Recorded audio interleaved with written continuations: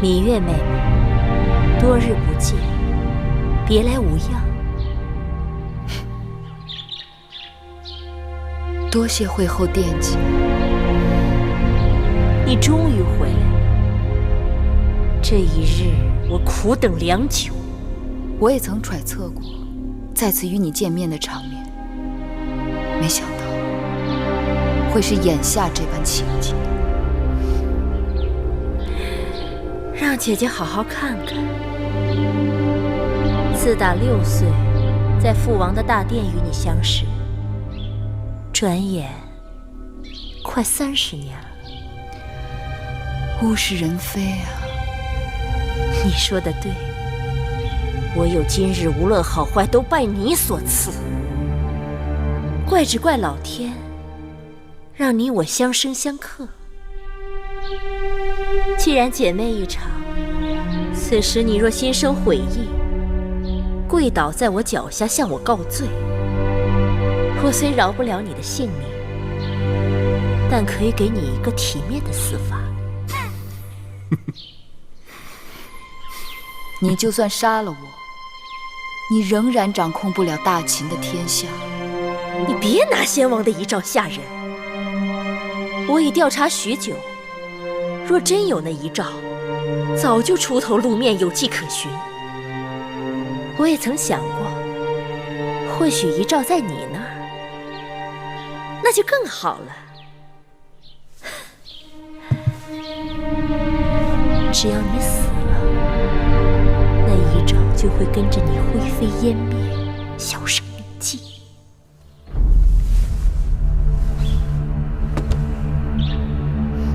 你的如意算盘打得太好了。咸阳城在我手上，所有的王军和禁军也受我治下。魏夫人和武王后也将归顺于我。只要公子壮顺利登基，其他的人只能顺应大势。你不要以为你那个弟弟魏冉会来救你，我即刻下令发兵围剿。过不了多久，他们就会去黄泉路上与你作伴。你做不到。能否做到，反正你是看不到的。芈姝，可怜你愚钝如此。你本非歹毒之人，却为了点滴私欲弃明投暗，偏偏一条路越走越黑。你害了你的孩儿嬴荡，更害了大秦。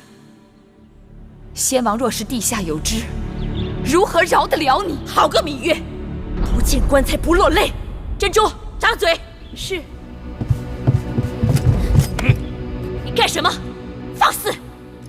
义渠君。会后，你不要忘了，芈月眼下还是我的人。你想要的我全都给了你。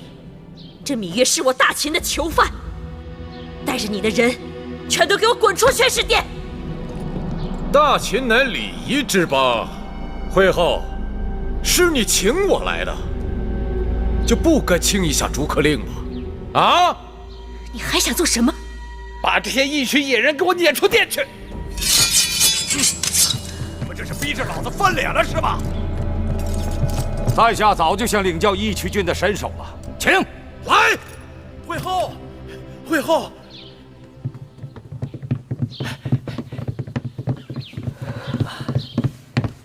武王后和魏夫人给惠后送的大礼到了。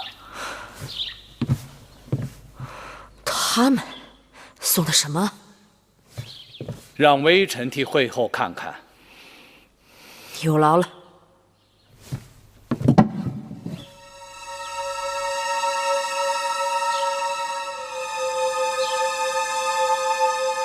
遗物？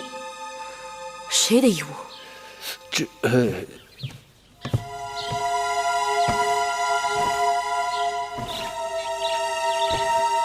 是公子壮的。冯家，昨日是谁给公子壮送信的？正是小的。他们把公子壮弄到哪儿去了？小的只是奉武王后之命行事，公子壮出宫之后的事，小的一概不知。好你个冯家，我待你不薄，提升你为患者令，你居然忘恩负义，卖主求荣！会后此言差矣，小的主子早已是武王后，小的对武王后始终不二。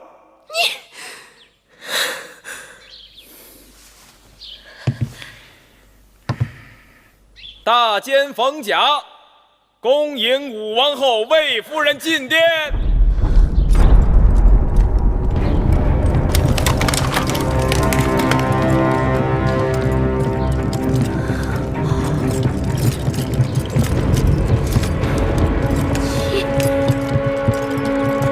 你们这两个犯上作乱的东西，也敢走进宣誓殿！快把这几个贼子拿下！谁敢动？武王后怀的可是大秦的储君，有2个脑袋的，过来试试。义渠君，会后答应给你的东西，我们一样不少都给你，再加万金。你把芈月交给我们如何？那你先把你的万金抬上大殿再说。我们武王后拥有大秦天下，哪儿在乎这点金银？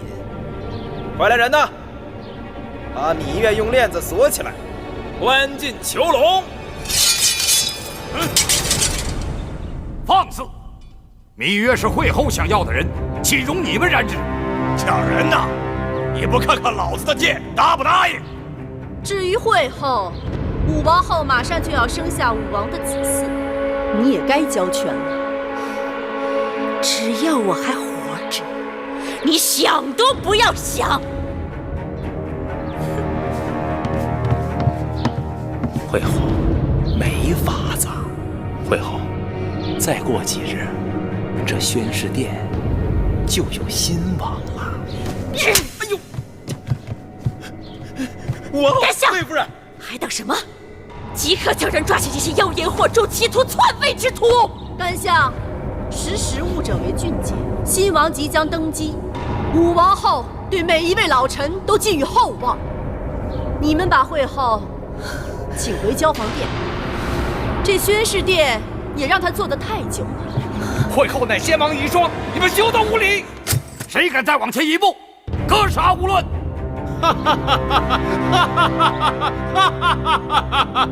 虎卫在，咱们也该动手了。好啊！先将这个阉人给我拿下，他敢冲撞贵人，拔了他的舌头，再关到囚笼里去示众。是。武王后，魏夫人，住手！打狗还得看主人呢。哦，这狗还有主人呢。好啊，我倒要看看谁是它的主人。站出来，我连它主人一起打。嘿嘿，过来吧！武王后，魏夫人。好，义渠君仗义直言，我定会有所回报。不必了。楚离子，进来吧。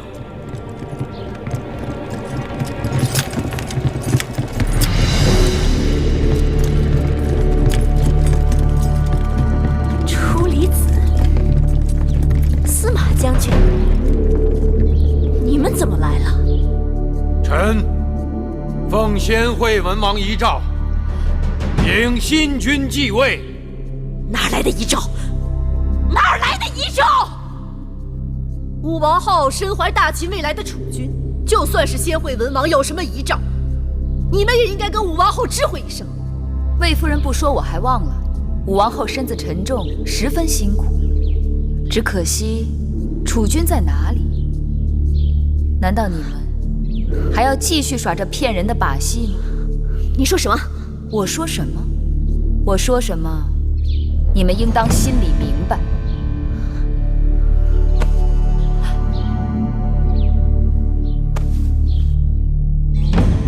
不会，你居然是贾运！好了，你们这些人都给老子闭嘴！王后，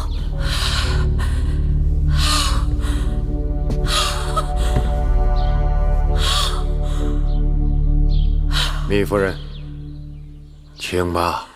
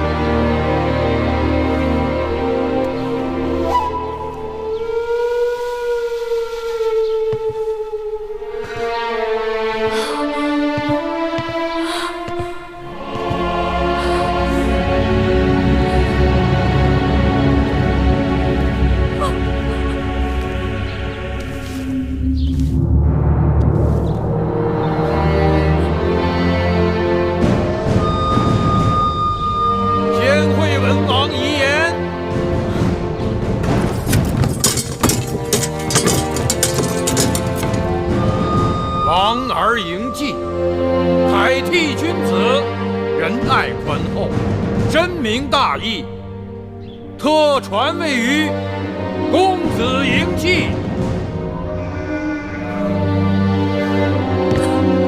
恭迎新王上殿！恭迎新王上殿！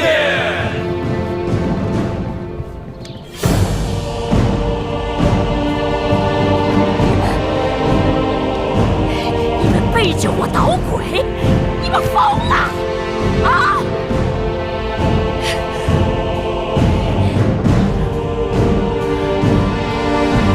拥戴这么一个黄口小儿，他非嫡非贤非长，为什么？奏魏后，武王后、魏夫人回宫。是。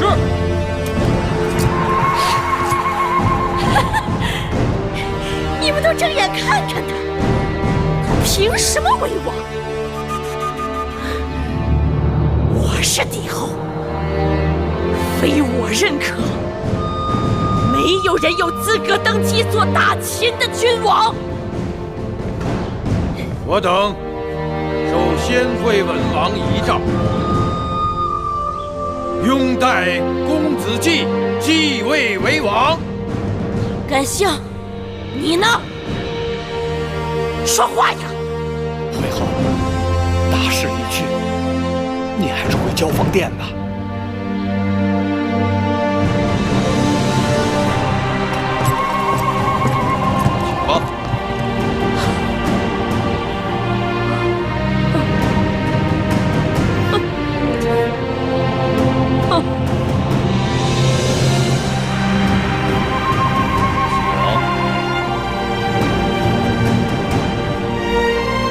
请吧。请吧。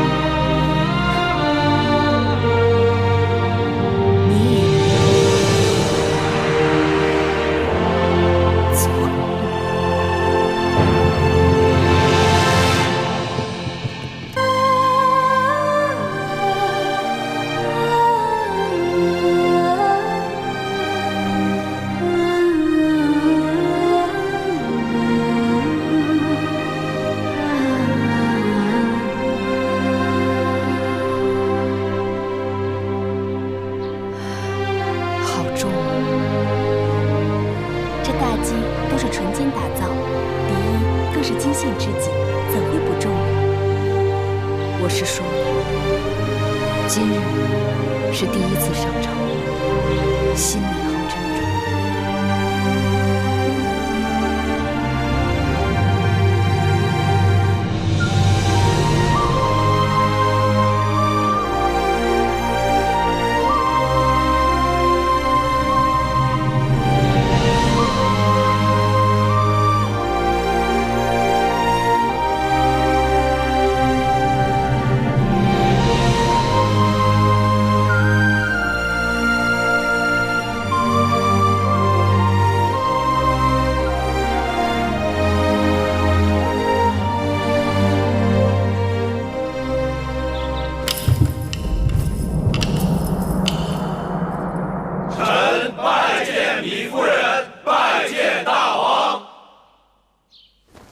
诸卿免礼。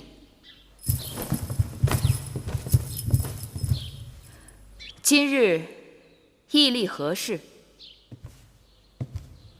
臣处理急有奏。准。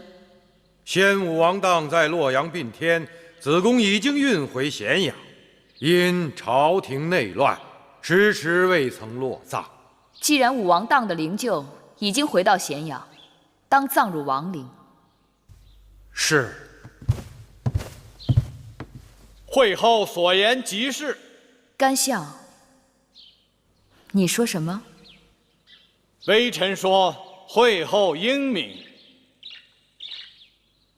芈月糊涂了。甘相先前一直尊芈姝为惠后，何以又尊我为惠后？芈姝失德，当废尊位。如今大王正位，当尊您为正位，为母后，复先王氏为惠文后。芈月最恨人云亦云。既然惠后之称已被占用，那芈月懒得去争抢，还是免了吧。我们做臣子的，总得给大王之母后一个尊位。尊不尊在心里，不在嘴上。臣以为，芈姝以惠文后身份行令数年，未免混淆，当为芈夫人另拟一尊号。臣赞同雍大人之言。臣也赞同。这雍大夫之言的确有道理，臣也赞同。既如此，不知诸卿拟何尊号？武王以君王之尊而效匹夫之举，因之殒命，令得秦国大乱。此乃芈姝教子无方，有失母德。想当年周武王英年而逝，一下成王年幼，幸得母后王姜辅佐，匡正王道，从而成就周氏江山数百年，至今不灭。周氏三母称太任、太姒、太姜，臣以为当以太字为尊号，称太后。太者大也，也作太字，而以为形容未尽之意。故以太字为最尊，王之储为太子，王之母当为太后。臣以为芈姝有失母德，太后当尽母职，代王摄政以匡正王道，行古人未行之新政。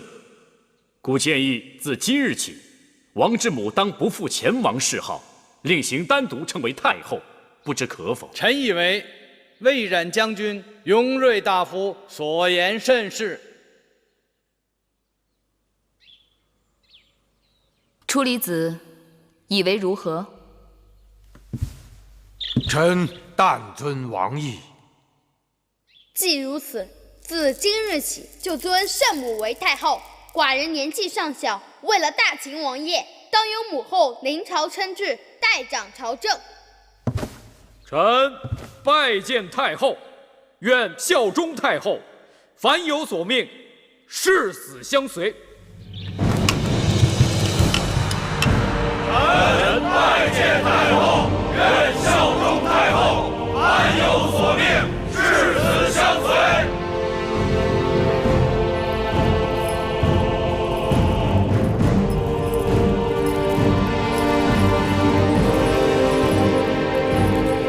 芈月愿与众卿携手，兴我大秦王业。兴我大秦王业，兴我大秦王业。公元前306年，在魏冉和初里吉等人的支持下，秦昭王嬴稷登基。因其年幼，其母芈月听政。自此开端，中国历史上有了第一个太后。芈月开始了长达41年的执政生涯，史称宣太后。如今那公子既已经登基了，我们忙活了这么久，全是在为他人做嫁衣裳。我们的运气算好的了。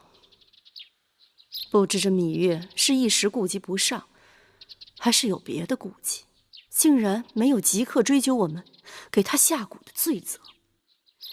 按理说，芈月和我们结怨极深，就算不即刻拿走我们的人头，也应该把我们打到掖庭冷宫去。谁料却把你我放在这披香殿，也不知道他是什么打算。他那是欲投鼠而忌器，不得已而为之，这是为了收服人心。只要华哥哥和诸公子们继续拥兵自重，我想芈月就不会即刻动咱们。看来我们的指望都在华儿身上了。夫人，武王后，她来了。谁来了？惠后芈姝。她来干什么？惠后来了。惠后可是宫里的老人了。莫非连规矩都不懂了？到我这儿横冲直撞的，也不事先通报一声。真是一场大梦。先前武王后怀胎10月，信誓旦旦说是荡儿的骨肉，原来只是儿戏。姑母，会后当真还惦记着那孩子呢。真是好笑。那这就是你的孙儿。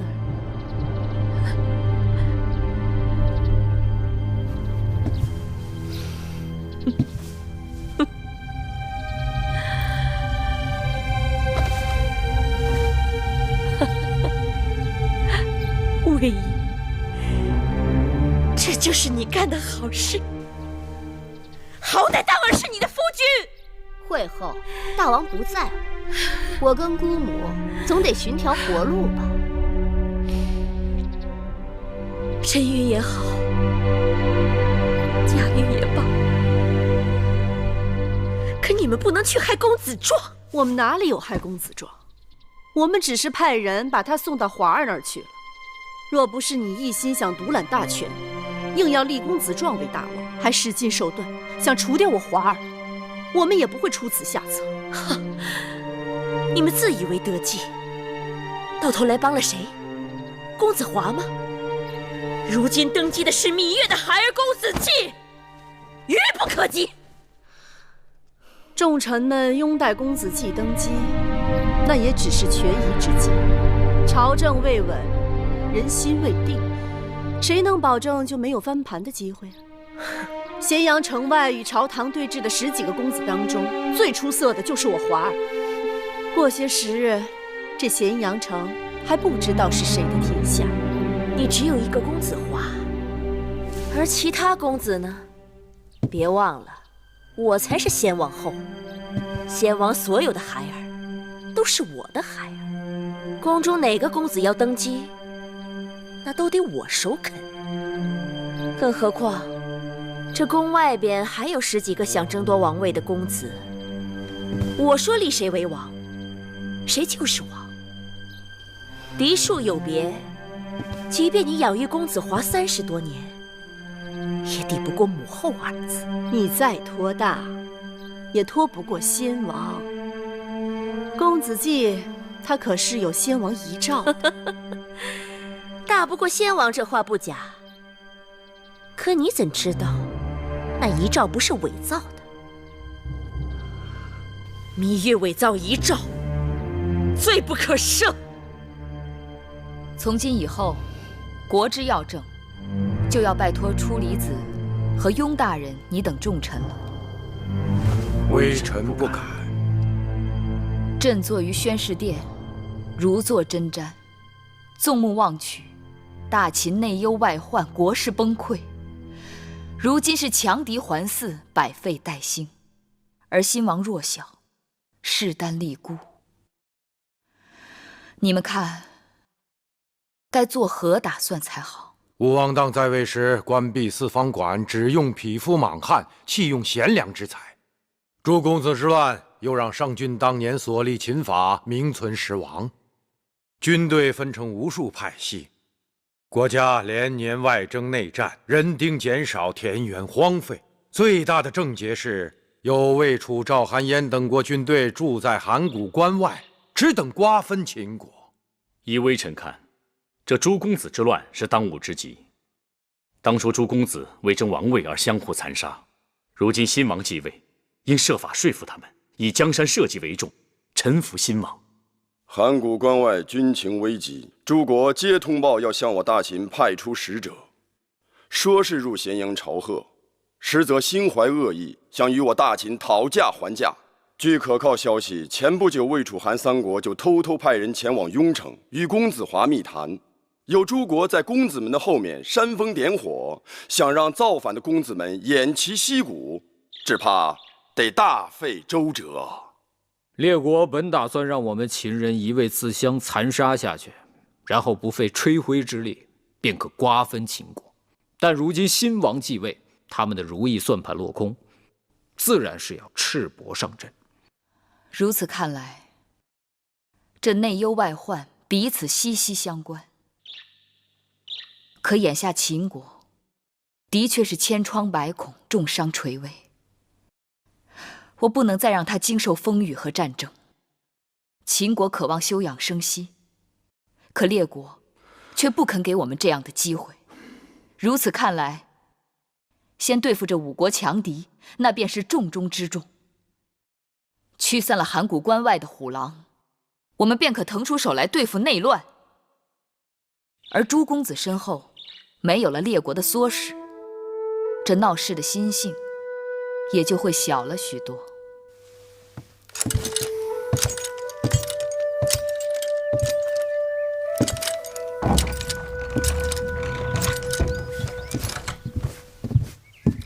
月儿，哎呀，你可回来了！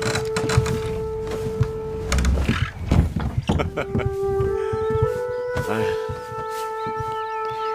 你这模样，好似已经几年都没见到我了。是啊，你在这宣誓殿一待就是1日，我都来了好几趟了，也不见你的影子。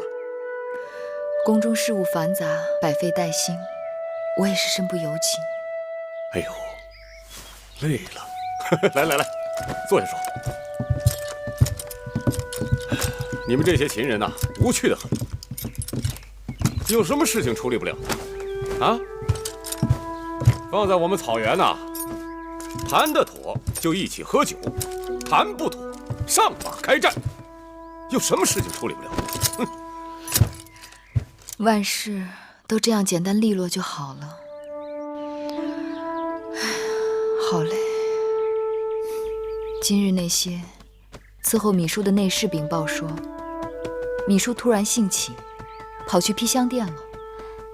他大概还惦记着武王后的假肚子，给他争王位呢。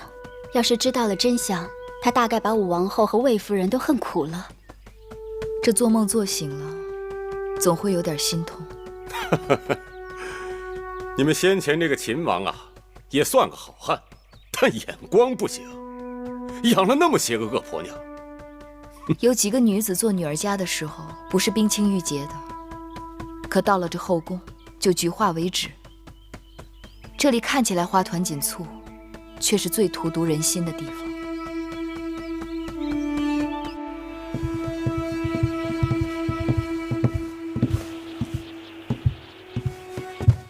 天寒地冻，膳房特地给惠后熬了些肉羹，望惠后保重身子，辛苦姑姑了。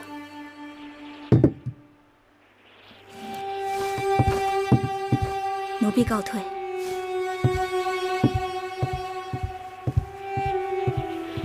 惠后，既然做了，那就吃点吧。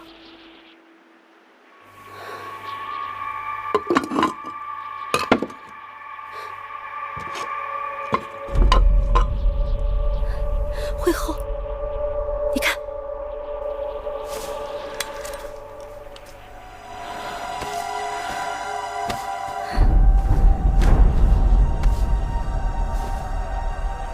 哼，我以为甘茂弃我而去，看来他还是识时务的。依婢子看，甘茂这人是脚踏2条船，楚离子等人在背后捣鬼。他从未事先对惠后提醒，公子季登基那日，他又临时倒戈，什么东西？臣子们的忠心是要有代价的。当日甘茂以为大势已去，一心想着攀新主子的高枝，只可惜他在芈月那儿是热脸贴人家的冷屁股。回头想来，还是我这条船更为稳妥。如今有了出宫符节，魏延又写了亲笔信给公子华，杜瑾也联系上了公子华，我们可以离开咸阳了。月儿，怎么了？芈姝那个恶婆娘，她跑了。芈姝跑了？据说这2日她一直闹头疼，把身边伺候她的人全都赶走了。今日侍女给她送晚膳的时候，发现那居室里已经空无一人，他的贴身侍女珍珠也跟着一同不见了。是我疏忽了。芈姝在后宫经营这么多年，有不少人得过她的好处，不仅是甘心被她驱使，还有期望她曾应许的荣华富贵。她这一跑，只怕在外面又要兴风作浪了。玉儿放心，我这就去把那个恶婆娘给你抓回来。晚了，都已经过去几个时辰了，不知道她去了什么地方。更何况，眼下咸阳城中兵力空虚，我已派魏冉去了函谷关，接替原来的守将。剩下的禁军里头很难知道，有多少是真正的自己人。玉儿，既然如此，就由我们一群人与秦军共同把守攻晋，保你安枕无忧。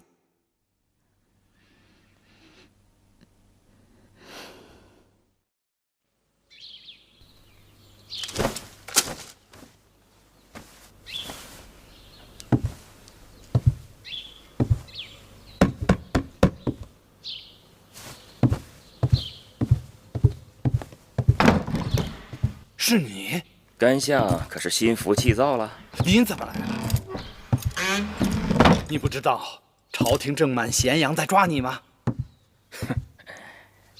哦，对了，会后眼下如何？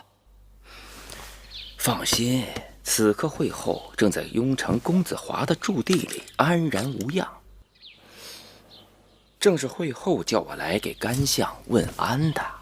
公子华与会后总算联手了。世间没有永久的对手，也没有永久的朋友。公子华需要会后这个母后助他走上宣誓殿的王位，会后要靠公子华的实力打回咸阳，彼此各有所需。当然，那个芈八子也不是个容易对付的敌手。今后芈八子这个称呼不能再提了。是啊，如今要叫太后。太后，这个前所未有的称呼，叫得长吗？都将军，此言何意呀？芈月当了太后，重用处理吉雍瑞、司马错等人，冷落甘相等一干旧臣，甘相不会没有怨怼之心吧？会后和公子华视甘相为肱骨栋梁之臣，此刻会后和公子华正在雍城等着甘相呢。我留在这儿，有留在这儿的好处，眼下还不是走的时候啊。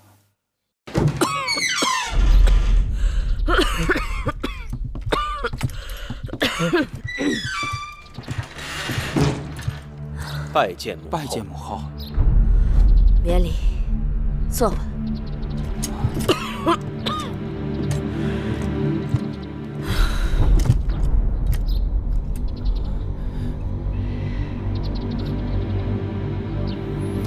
母后已经赐座，我还是不坐了吧？叫你坐你就坐。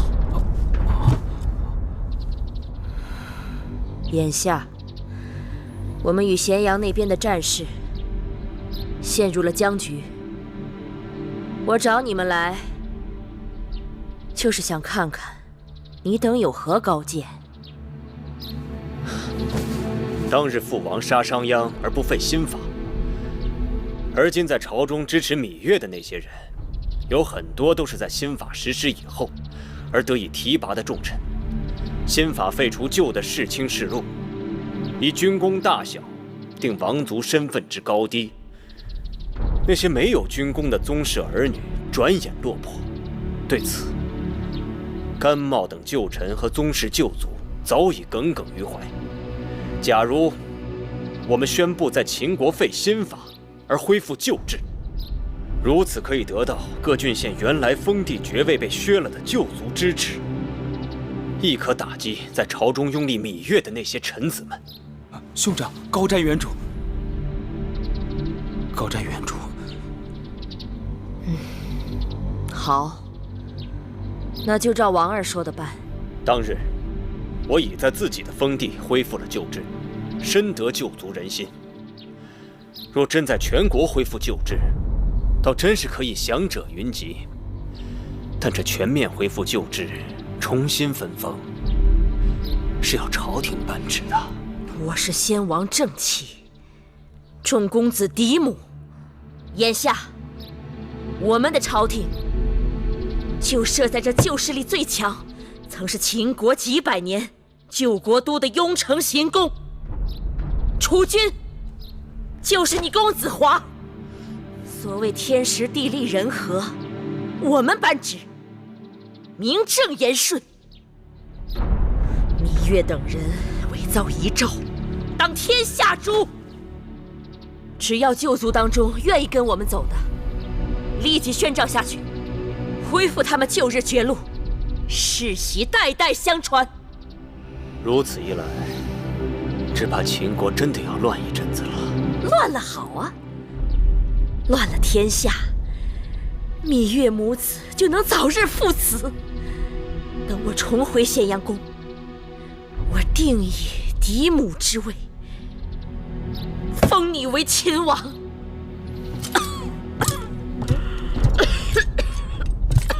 多谢母后。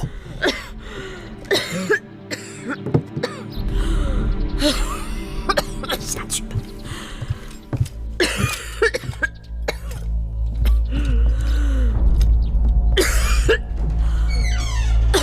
惠后，您当真要助公子华为王？自然当真。你看那没出息的公子壮，这才到公子华身边被调教几日，就一副心甘情愿做应声虫的样子，真是亡我当日想立他为大王，看走了眼。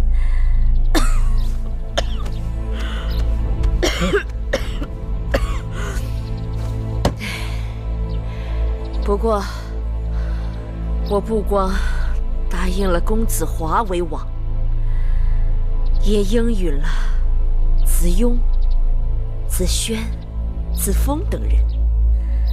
到头来，还得看他们个人的本事。此刻看来，公子华是实心实意愿被惠后所驱使。他是想一呼百应，一夜杀进咸阳城呢。不过他的心思倒也合我的心思。可公子华跳得这么凶，芈月会不会泄愤，按捺不住杀了魏夫人？杀了有何不好？那芈月一直摁住不肯杀魏延，是因为他投鼠忌器。那魏延与魏仪与我深仇夙怨，魏延肯写信给公子华，让他与我联手，还不是想借我之手扶公子华上位？可公子华要一上位，那魏延等人还会对我感恩戴德吗？芈姝逃到雍城，与嬴华联手昭告天下，另立朝廷废除新法，给失了权势的宗室旧族们恢复绝路，并散布谣言说遗诏有违。这么一来，可有些人要蠢蠢欲动了。苍蝇驱邪，必会有人助纣为虐。但天下有识之士，不会情愿跟他们走的。造反的公子都是先王之后，芈姝又是先王的嫡妻，他们抱团的确是大秦的心腹之患。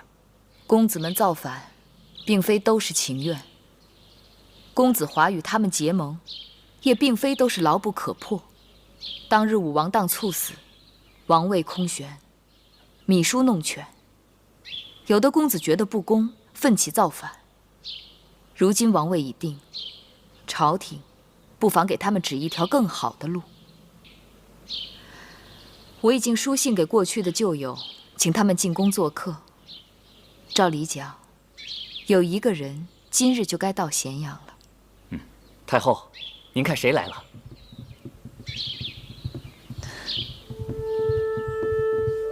臣妾魏唐氏拜见太后。两位姐姐折煞我了，快请起。谢太后。姐姐们坐。香儿、慧儿，快去烹茶。是。坐。太后，二位夫人，许久未见，当好好叙叙旧。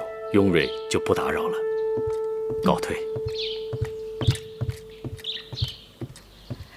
只听说姐姐们答应回来，没想到这般快就到了。与太后几年未见，实在想得很。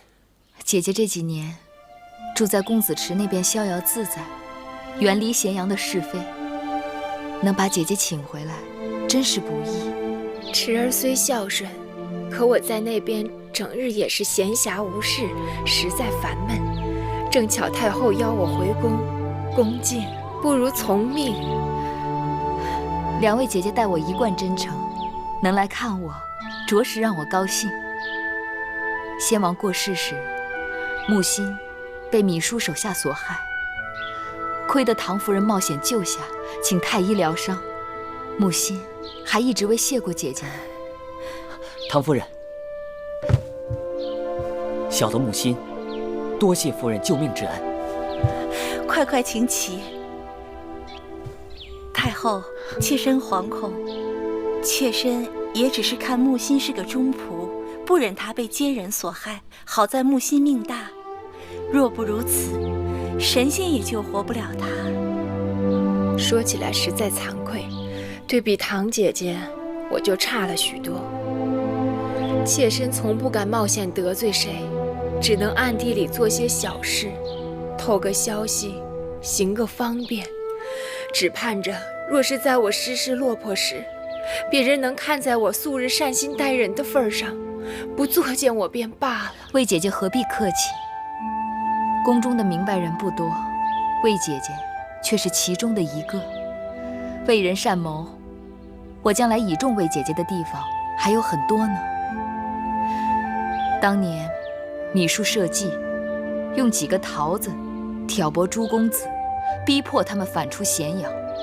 如今大局已定，该是诸公子们霸占西滨的时候了。不知对此，魏姐姐有何看法？秦国内乱，民不聊生，池儿早就有按兵肃甲之心，只是不知如何取得朝廷信任。公子池明理，又是出了名的孝子，一贯听从姐姐劝告。若愿意率兵归附朝廷，那大王将特意表彰，以此鬼物犯事，说不定可借此逐渐平息诸公子之乱。谢太后如此瞧得起我，妾身不日即刻返回池儿封地，将太后之意转告池儿，定不负太后之托。魏姐姐，你真是帮了芈月的大忙。另外，唐姐姐，你在宫中的人缘最好，与公子雍的母亲又是表姐妹，不知是否愿意出面劝说公子雍母子归降？既然太后信任，臣妾愿意一试。那就拜托唐姐姐了。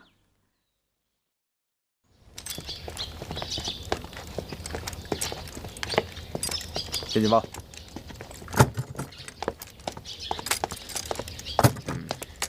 进去吧。哎，等一下。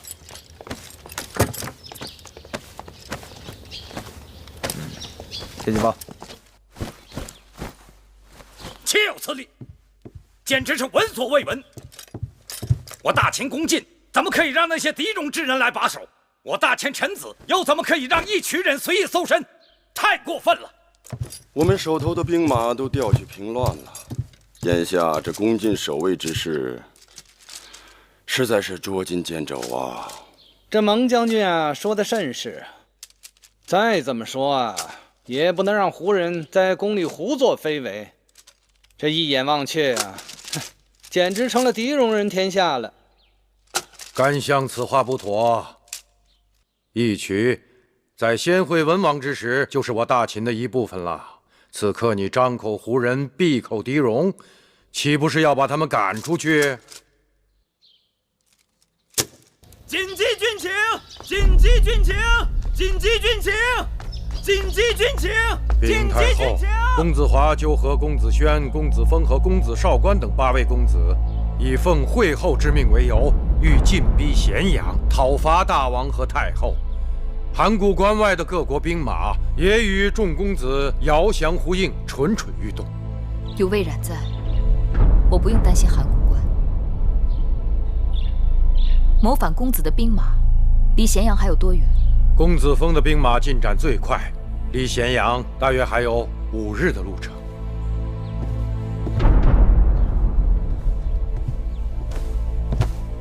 诸位爱卿，你们看该如何应对？照理讲，兵来将挡，水来土掩，但眼下咸阳空虚，实在兵力缺乏。是啊，对方人多势众，来势汹汹，我秦军缺兵少粮。哎呀，这猛虎它也挡不住群狼啊！臣以为，既然是群狼来犯，就该先击退领头狼。公子轩在众公子当中，那是出了名的狂妄自大，需要好好教训他一番。虽说眼下咸阳空虚，但不该忘了，我们还有一支精兵猛将尚未动用。义渠勇士一贯是骁勇善战，忠诚于大王和太后，不如请他们上阵，痛击来敌。义渠勇士曾为国本归正立过大功，近日又协助守卫宫禁，备尝辛苦。俗话说，养兵千日，用兵一时。义渠勇士的长处在于沙场征战，把守宫禁的确可惜。义渠君，此番你若能战胜强敌，我后方自然无忧。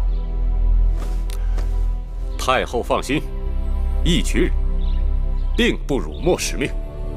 白将军，朕派你为义渠先锋，协助义渠军作战。记住，一定要打疼他们。臣白起领旨。那函谷关的各国联军该怎么办？天下熙熙，皆为利来；天下攘攘，皆为利往。诸国的兵马，无非是为了利益而来。诸公子身后都有各国的势力，谋反公子能够给他们的，我们也能够给他们。可惜张仪死了，秦国再也没有像张仪那样的辩才无双之人了。那太后的意思是，待我请各国使臣前来咸阳议政。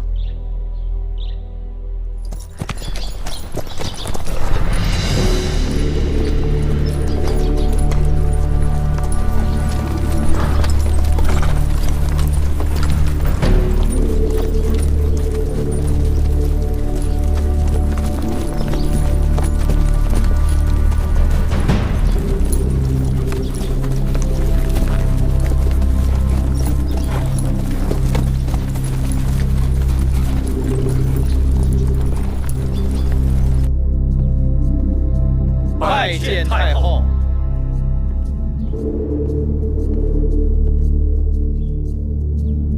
五国使臣已经进宫，既然他们对我秦国各有企图，只怕没有一个是好打发的。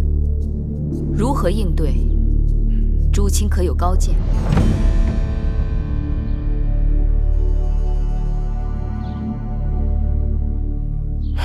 诸国邦交错综复杂，只能酌情处理，择善而从。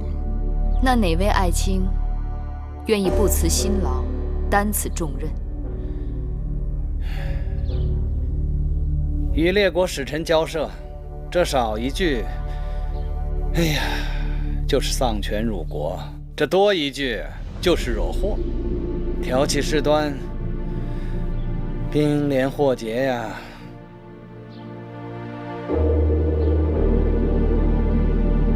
既然如此，那就由朕亲自出马了。楚离子，臣在。召使臣进殿。敢问太后，先召哪国使臣呢？自然是先易后难了。先召燕国使臣苏秦吧。太后有旨，请燕国使臣。各位，苏某先行一步了。请苏先生请，苏先生请。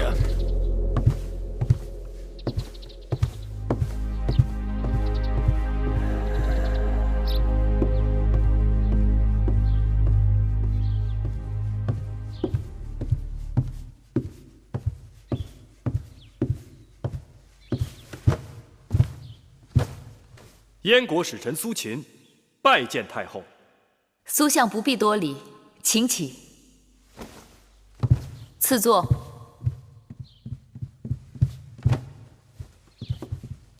苏相，请上座。谢太后。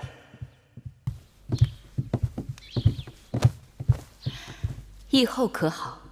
议后日夜牵挂母国，牵挂太后。燕国与秦国手足之交，何况当日在燕国，议后和苏子对芈月母子有救命之恩。太后言重了，苏秦乃是凭着良知做事，议后对太后还有秦王，更是出于骨肉之情啊。望苏相转告议后，芈月知恩图报。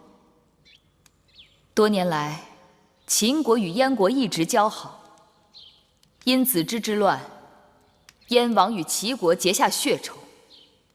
我有心助燕王一臂之力，待大秦局面稳定，朕打算派人出使，说服诸侯协助燕国讨伐恶秦。谢太后。多年来，齐国一直对燕国怀有吞并之心。只要燕秦首先结盟，并与诸国结盟立约，共同讨伐齐国，定能一举而全功啊！苏相说的极是，只要我芈月在大秦一日，就绝不会食言。多谢太后。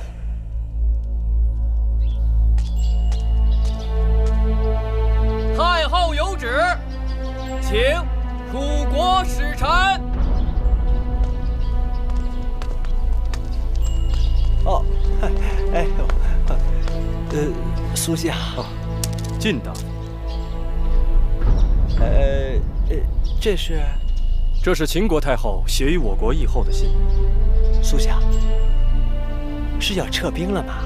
议后挂心芈夫人公子季的周全，让苏秦率部函谷关外候命。如今公子季已经成了秦王，芈夫人成了太后，苏秦自当回朝消灭。告辞了。不送不送。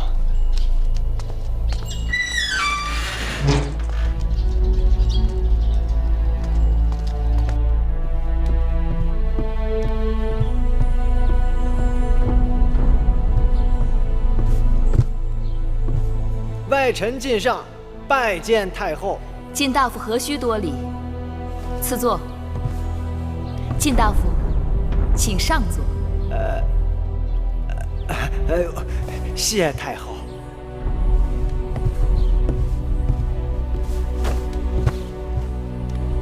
微臣得知大秦新王继位，太后摄政，真是喜出望外，喜出望外呀！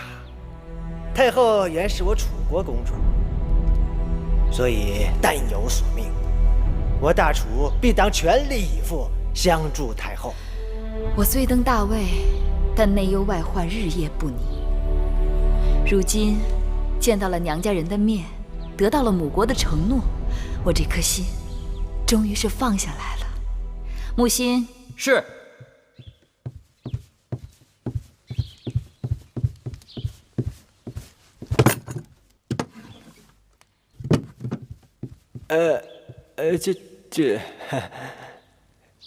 晋上无功，不敢受禄。这是芈月对娘家人的一点心意。那谢太后赏赐，十分惶恐，十分惶恐。别客气，我这里还有给王兄和郑秀夫人的礼物，要请晋大夫转交。太后亲情深厚，微臣十分感动。大王派微臣来出使秦国，但是秦楚是至亲，望日后两国依旧能够唇齿相依。说到唇齿相依，我倒是有一个想法，不知晋大夫以为如何？太后请讲。我是楚国之女，虽到秦国多年，但一直心念母国。眼下幸蒙先王遗诏，少司命必有，方使我幼儿登上王位，我也不得不为了他强撑局面。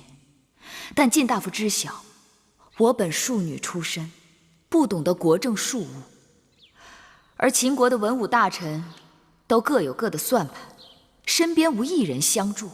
若是能有几个来自母国的贴心人，在朝中为我出谋划策的话，太后放心，晋上回朝必请大王多派楚国宗族入秦，辅佐太后。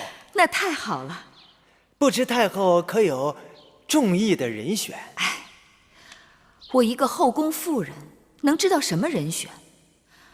我在楚国见过最能干的人，莫过于晋大夫你了。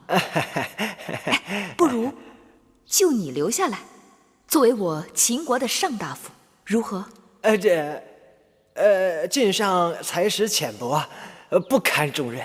才识倒也不重要，忠心却是第一位的。我要的是绝对靠得住的娘家人。让我想想。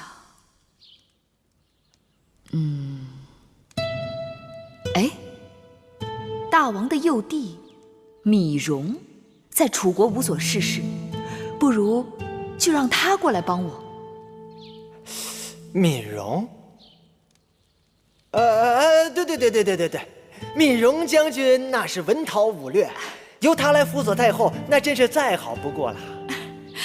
晋大夫果然是能臣，须臾间便帮我解了难题。芈月理当给予重报。太后情义深重，让微臣突然间有了一个念头，不知太后意下如何？晋大夫请说。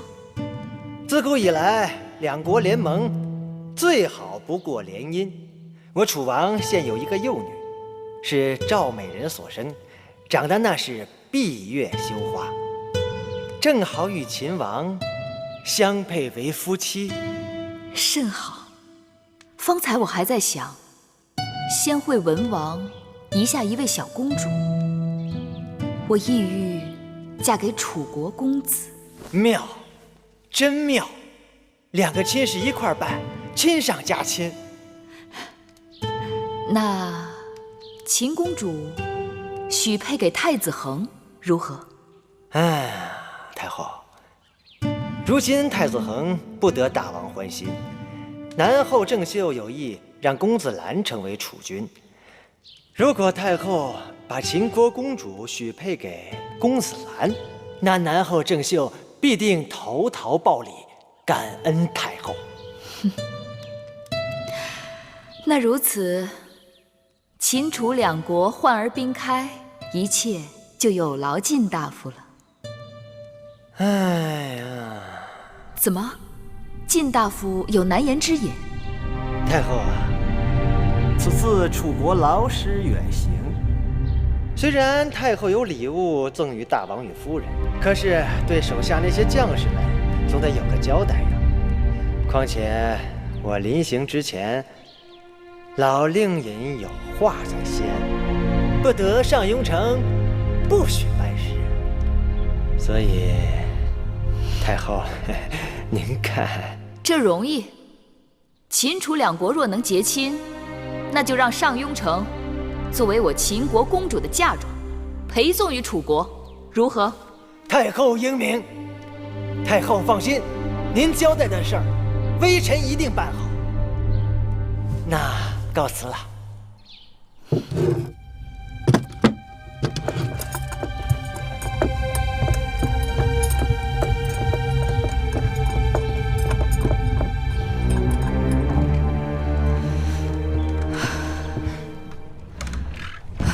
下一个是谁？是韩国使臣张翠。当年武王道为了打通去洛阳的路，曾攻占了韩国的武遂邑。秦国与韩国的仇，说大不大，说小不小。眼下这韩国也是不太容易被打发的。去拿武遂的地图来。是。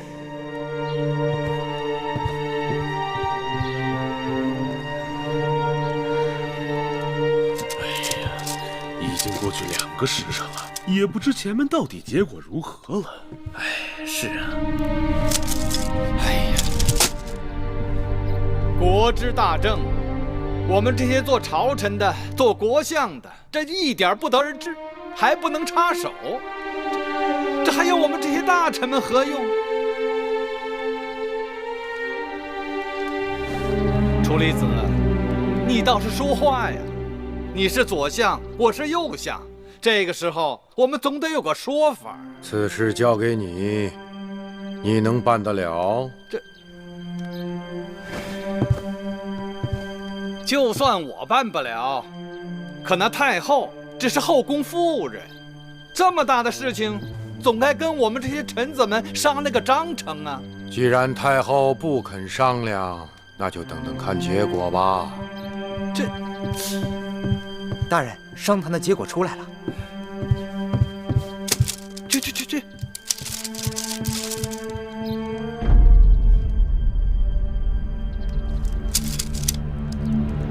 不好了，竟然会是这样！哎，你们快看看，快看看，情况怎么样？丧权辱国，割地。这太后要把上庸割给楚国，5岁之地割给韩国。这魏国要拿走5个城池，还要赔偿赵国和燕国、金帛。我大秦多少年都没有过这种割地赔款丢人之举。司马将军，你是上将军，你该说话。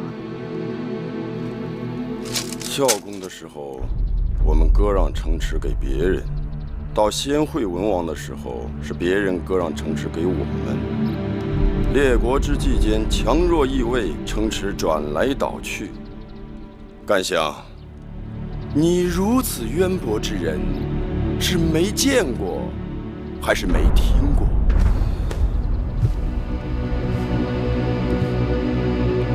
你身为武将，竟然说出这种话来，你羞也不羞？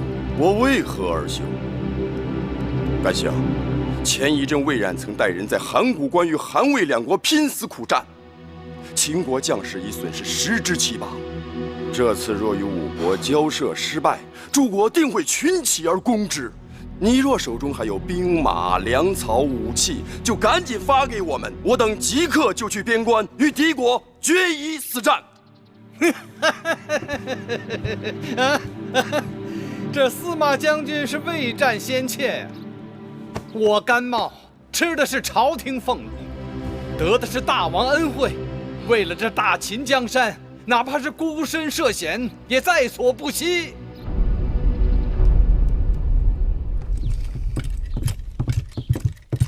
姐姐，我知道，你下了朝会来找我。姐姐，今日诸臣在朝中众说纷纭，莫衷一是，倒也在意料之中。可是，小冉，你不知姐姐坐在宣誓殿，面对各国使臣承诺割地赔款，有多无奈。那每一寸土地，都是先王的心血。壮士割腕是为了保住大秦江山。可小冉不明白姐姐为何对晋上那种卑鄙小人还处处迁就，听由他指手画脚，竟然应下与楚国的联姻。你还记不记得老子上说过的一句话：将欲夺之，必固与之；将欲灭之，必先学之。姐姐的意思啊？5国打上门来，楚国是领头之人，群狼环伺，晋上便是那恶狼群中最贪婪的一只狼。群狼不好对付，但独狼并不可怕。只要把篮子里的肉扔给他们，待他们散去了，我再一个一个好好收拾他们。更何况，眼下楚国情形特别不同，米荣在他们手中，我时时感到要被要挟，一定要先稳住他们，争取早日让荣帝归来。小冉目光短浅，误会姐姐了。姐姐倒不怕自己人误会，怕的是有些人要趁机蠢蠢欲动，挑起事端。姐姐放心，有小冉在，绝不会让那些人兴妖作怪。得让人看紧那个甘茂，他最近四处奔走，忙得很。另外，我还有些担心处离子。既然五国已经派了使者来跟秦国谈条件，不知芈月会把我们当何种筹码，来跟魏国交涉。这芈月虽然诡计多端，但父王派来了公子无忌。这公子无忌可是魏国第一贤才，我相信他一定会想出一个万全之策来解救姑母和仪儿的。芈姝已经拿着我的书信去了雍城，他若真肯立华儿为王，华儿也定能帮他返回咸阳宫。华儿是我们的赌注，也是魏国的赌注。因为华儿那公子无忌不会将我们弃之不顾的。夫人，怎么样？见到公子无忌了？见到了。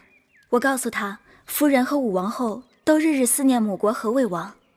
公子无忌回答我，魏王也十分思念夫人和武王后呢。还说什么了？当时人多眼杂的，也没能与公子多说话。好好好，他能知道我们的心思就好了。托姑母的福，说不定我们即刻就有出头之日了呢。太后到。他怎么亲自来了？照照镜子，就算她当了太后，气度上也不能输给她。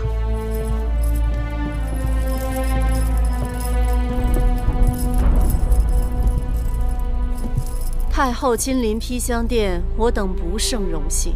魏夫人、武王后免礼。谢太后。昨日我见了魏夫人的贤侄信陵君魏无忌，我们相谈甚欢。魏秦两国已经偃旗息鼓，重归于好。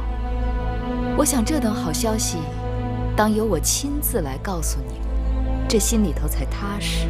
太后不管说什么，我都心里有数。那就最好。魏国拿走秦国5座城池，公子无忌向我承诺，即日起从函谷关撤兵，但是却向我提出了另一个条件，他希望能够奉迎武王后回国。还有呢？还有何事？那我呢？我该如何？公子无忌一个字都没有提及你，我自然没有什么好说的。这不可能，我王兄不会这样对我的。我这一生为了魏国付出了那么多，我为了魏国失去了先王的宠爱，我让秦国有了一个魏国的王后。为了魏国的利益，我甚至招着我华儿的怨恨，而如今我王兄却对我只字不提。他只要略施援手。我已经答应公子无忌，即日起让你随他一同返回魏国。你还年轻，魏王拿你定有用途。我肯放你走，也是因为你的确是个祸害。有朝一日再被魏王送出去祸害别国，说不定还帮了我们秦国的大忙。好了，我就不多耽搁了，你们也好有时间说说体己话，只怕日后难得再相见了。